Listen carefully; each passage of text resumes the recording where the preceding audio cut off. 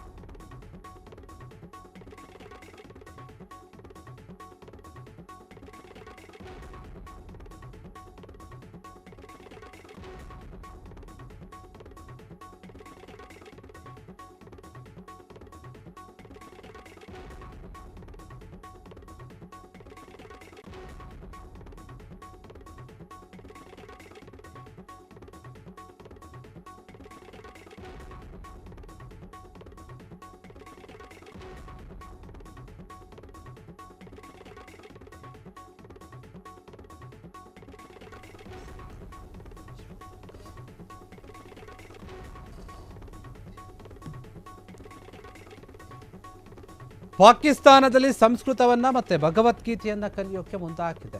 ಅಲ್ಲಿನ ಯೂನಿವರ್ಸಿಟಿಗಳು ಕೂಡ ಕೋರ್ಸನ್ನು ಕೂಡ ಆರಂಭಿಸಿದ್ದಾರೆ ಅಂತ ಹೇಳಲಾಗ್ತಾ ಇದೆ ಈ ಒಂದು ವಿಚಾರವಾಗಿ. ಹೀಗಾಗಿ ವಿದ್ಯಾರ್ಥಿಗಳಿಗೆ ಮಹಾಭಾರತ ಭಗವದ್ಗೀತೆಯ ಕೋರ್ಸ್ಗಳನ್ನು ಕೂಡ ಆರಂಭಿಸಿದ್ದಾರೆ. ಉರ್ದು ಸಂಸ್ಕೃತ ಒಂದು ಸಾಮ್ಯತೆಯನ್ನು ಆಸಕ್ತಿಯಿಂದ ಕಲಿತಾ ಇದ್ದಾರೆ ಅಲ್ಲಿನ ವಿದ್ಯಾರ್ಥಿಗಳೆಲ್ಲರೂ ಕೂಡ. ಈಗ ಪಾಕಿಸ್ತಾನದ ಲಾಹೋರ್ ವಿಶ್ವವಿದ್ಯಾಲಯದಲ್ಲಿ ಭಗವದ್ಗೀತೆಯ ಪಾಠವನ್ನು ಮಾಡಲಾಗ್ತಾ ಇದೆ, ಕಲಿಸಲಾಗ್ತಾ ಇದೆ. ಈ ಒಂದು ವಿಚಾರ ಏನಿದೆ, ಇದು ದೇಶ ವಿಭಜನೆಯಾದ ನಂತರ ಇದೇ ಮೊದಲ ಬಾರಿಗೆ ಸಂಸ್ಕೃತ ಭಾಷೆಯನ್ನು ಅಧ್ಯಯನ ಮಾಡ್ತಾ ಇರುವಂಥದ್ದು. ಇದು ಕೂಡ ಗಮನಾರ್ಹವಾಗಿರುವಂಥದ್ದು. ಈ ಒಂದು ವಿಚಾರ ಏನಿದೆ, ಭಗವದ್ಗೀತೆ ಮತ್ತು ಜನಪ್ರಿಯ ಉರ್ದು ಗೀತೆಯನ್ನು ಕೂಡ ಪರಿಚಯ ಮಾಡ್ತಾ ಇದ್ದಾರೆ, ಕಲಿಸ್ತಾ ಇದ್ದಾರೆ. ಇದರ ಒಂದು ಪರಿಚಯದೊಂದಿಗೆ ಆರಂಭವಾದಂತಹ ಒಂದು 3 ತಿಂಗಳ ಕಾರ್ಯಾಗಾರ ಏನಿತ್ತು, ಈಗ ಆ ಕಾರ್ಯಾಗಾರ ಮುಂದುವರೆದು ಪೂರ್ಣಾವಧಿಯ ಒಂದು ಕೋರ್ಸ್ ಆಗಿ ಬದಲಾಗ್ತಾ ಇದೆ, ಬದಲು ಮಾಡೋಕೆ ಚಿಂತನೆಯನ್ನು ಮಾಡ್ತಾ ಇದ್ದಾರೆ. ಈ ಒಂದು ವಿಚಾರ 2027ರವರೆಗೆ ಇದನ್ನು ಒಂದು ವರ್ಷದ ಪೂರ್ಣ ಕೋರ್ಸ್ ಆಗಿ ವಿಸ್ತರಣೆ ಮಾಡೋಕ್ಕೆ ಪಾಕಿಸ್ತಾನದ ಯೂನಿವರ್ಸಿಟಿ ಒಂದು ಯೋಚನೆಯನ್ನು ಮಾಡ್ತಾ ಇದೆ, ಯೋಜನೆಯನ್ನು ಹಾಕ್ಕೊಟ್ಟಿದೆ.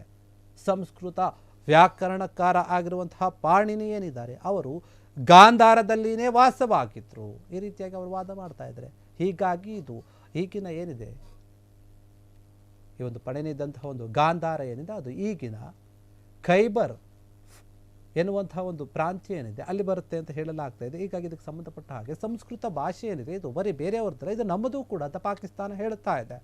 ಇದು ಯಾವುದೇ ಒಂದು ಧರ್ಮಕ್ಕೆ ಸೀಮಿತವಾಗಿರುವಂಥದ್ದಲ್ಲ ಅಂತ ಹೇಳಿ ಪಾಕಿಸ್ತಾನದ ಒಂದು ಪ್ರೊಫೆಸರ್ ಒಬ್ಬರು ಹೇಳ್ತಾ ಇದ್ದಾರೆ, ರಶೀದ್ ಎನ್ನುವಂಥವ್ರು ಕೂಡ ಹೇಳ್ತಾ ಇದ್ದಾರೆ. ಈ ಒಂದು ವಿಚಾರ ಏನಿದೆ, ತಾರ್ಕಿಕ ಒಂದು ರಚನೆಯನ್ನು ಅರ್ಥ ಮಾಡಿಕೊಂಡ ಮೇಲೆ ಅಲ್ಲಿನ ವಿದ್ಯಾರ್ಥಿಗಳು ಹಿಂಗೆ ಅಂತ ಹೇಳಿದ ಮೇಲೆ, ವಿವರಿಸಿದ ಮೇಲೆ, ಹೌದು ಇದನ್ನು ಕಲಿಬೇಕಂತ ಒಪ್ಕೊಂಡು ಚೆನ್ನಾಗಿ ಕಲಿತಾ ಇದ್ದಾರಂತೆ ವಿದ್ಯಾರ್ಥಿಗಳು. ಈ ಒಂದು ಭಾಷೆಯನ್ನು ಆನಂದವಾಗಿ ಕಲಿತಾ ಇದ್ದಾರೆ, ಖುಷಿಯಿಂದ ಕಲಿತಾ ಇದ್ದಾರೆ. ಅಷ್ಟೇ ಅಲ್ಲ, ಭಗವದ್ಗೀತೆಯಲ್ಲಿರುವಂತಹ ಕೆಲವೊಂದು ಶ್ಲೋಕಗಳನ್ನು ಕಲಿತಾ ಇದ್ದಾರೆ, ಗೀತೆಗಳನ್ನು ಕಲಿತಾ ಇದ್ದಾರೆ. ಮುಖ್ಯವಾಗಿ ಕರ್ನಾಟಕ ಅನ್ನೋದಕ್ಕಿಂತ ಭಾರತ ಏನಿದೆ, ಕನ್ನಡದಲ್ಲಿ ಬಂತು ಈ ಒಂದು ಧಾರಾವಾಹಿ, ನಿಮಗೆ ನೆನಪಿರುತ್ತೆ, ಮಹಾಭಾರತ ಎನ್ನುವಂಥ ಒಂದು ಧಾರಾವಾಹಿ ಬಂತು, TV ಶೋ. ಅದರ ಒಂದು ಸರಣಿಯಲ್ಲಿ ಹಾಡು ಬರುತ್ತೆ ಹಿಂದಿಯಲ್ಲಿ ಏನಿದೆ, ಹೇ ಕಥಾ ಸಂಗ್ರಾಮಕ್ಕೆ ಎನ್ನುವಂಥ ಹಾಡು, ಅದು ಕನ್ನಡದಲ್ಲಿ ಅನುವಾದ ಮಾಡಿದರು. ಈ ಕಥೆ ಸಂಗ್ರಾಮವು ವಿಶ್ವದ ಕಲ್ಯಾಣವು ಅಂತ ಅದರ ಒಂದು ಅರ್ಥ ಬರುತ್ತೆ. ಹೀಗಾಗಿ ಈ ಒಂದು ಗೀತೆಯನ್ನು ಕೂಡ ಕಲಿಸೋಕೆ ಮುಂದಾಗಿದೆ ಅಲ್ಲಿ ಪಾಕಿಸ್ತಾನ. ಯಾಕಂದರೆ ಇದರಲ್ಲಿರುವಂತಹ ಅರ್ಥ ನಾವು ಹೇಗೆ ಬದುಕಬೇಕು, ಹೇಗೆ ಜೀವನ ಮಾಡಬೇಕು, ಇನ್ನೊಬ್ಬರ ಜೊತೆ ಹೇಗೆ ನಡೆದುಕೊಳ್ಬೇಕು ಅನ್ನುವಂಥದ್ದನ್ನು ಕಲಿಸುತ್ತೆ. ಹೀಗಾಗಿ ಭಗವದ್ಗೀತೆಯನ್ನು ಇವರು ಕಲಿಯೋಕೆ ಮುಂದಾಗಿದ್ದಾರೆ. ಅವರಿಗೆ ಇರುವಂಥ ಒಂದು ಕಾರಣ ಏನಂತಂದರೆ, ಇದು ನಮ್ಮದೂ ಕೂಡ, ಯಾರ್ದು ಅಂದರೆ ಯಾವುದೇ ಒಂದು ಧರ್ಮಕ್ಕೆ ಸೀಮಿತವಾಗಿರುವಂಥದ್ದು ಯಾರ್ಯಾರು ಹೇಳ್ಕೊಳ್ತಾರೋ ಆ ರೀತಿಯಾಗಿರುವಂಥದ್ದೆಲ್ಲ ನಮಗೂ ಕೂಡ ಸಂಬಂಧಪಡುತ್ತೆ ಅಂತ ಹೇಳಿ ಪಾಕಿಸ್ತಾನದ ಯೂನಿವರ್ಸಿಟಿ ಒಂದು ಈ ರೀತಿಯಾಗಿ ಕೋರ್ಸನ್ನು ತಂದಿದೆ. LUMS ಯೂನಿವರ್ಸಿಟಿ, ಲಾಹೋರ್ನಲ್ಲಿರುವಂಥ ಒಂದು ಯೂನಿವರ್ಸಿಟಿ ಈ ರೀತಿಯಾದಂಥ ಒಂದು ಚಿಂತನೆಯನ್ನು ಮಾಡ್ತಾ ಇದೆ. ಇನ್ನು ಮುಂದೆ ಪಾಕಿಸ್ತಾನದಲ್ಲಿಯೂ ಕೂಡ ಭಗವದ್ಗೀತೆಯನ್ನು ಕಲಿಸಲಾಗುತ್ತೆ, ಶ್ಲೋಕಗಳನ್ನು ಕಲಿಸಲಾಗುತ್ತೆ, ಸಂಸ್ಕೃತವನ್ನು ಕಲಿಸಲಾಗುತ್ತೆ. ಅದರಿಂದ ಅವರು ಜ್ಞಾನವನ್ನು ಪಡೆದುಕೊಳ್ತಾರೆ. ಆದರೆ ಅವರು ಎಷ್ಟರ ಮಟ್ಟಿಗೆ ಬದಲಾಗ್ತಾರೆ ಅನ್ನುವಂಥದ್ದು ಇಲ್ಲಿರುವಂತಹ ಪ್ರಶ್ನೆ. ಯಾಕಂದರೆ ಬರೀ ವಿವಾದಗಳನ್ನು, ದಾಳಿಗಳನ್ನು, ವೈಮನಸ್ಸುಗಳನ್ನು ತುಂಬಿಕೊಂಡಿರುವಂತಹ ಪಾಕಿಸ್ತಾನ ಏನಿದೆ ಅದು ಒಳ್ಳೆ ರೀತಿಯಾಗಿ ಬದಲಾಗುತ್ತಾ, ಮನುಷ್ಯರು ಬದಲಾಗ್ತಾರಾ ಅನ್ನುವಂಥದ್ದು ಪ್ರಶ್ನೆ ಇದೆ. ಹೀಗಾಗಿ ಇದಕ್ಕೆ ಸಂಬಂಧಪಟ್ಟ ಹಾಗೆ ಏನು ಭಗವದ್ಗೀತೆಯನ್ನು ಕಲಿಯೋಕೆ ಮುಂದಾಗಿದ್ದಾರೆ ಅದು ಒಳ್ಳೆಯ ವಿಚಾರ ಅಂತ ಹೇಳಲಾಗ್ತಾ ಇದೆ. ಕ್ಷಣ ಕ್ಷಣದ ಸುದ್ದಿಗಳಿಗಾಗಿ ಫ್ರೀಡಂ ಟಿವಿ ಸಬ್ಸ್ಕ್ರೈಬ್ ಮಾಡಿ, ಲೈಕ್ ಮಾಡಿ ಹಾಗೂ ಫಾಲೋ ಮಾಡಿ. ಹೊಸ ಸುದ್ದಿಗಳ ನೋಟಿಫಿಕೇಶನ್ಗಾಗಿ ಬೆಲ್ ಐಕಾನ್ ಮೇಲೆ ಕ್ಲಿಕ್ ಮಾಡಿ.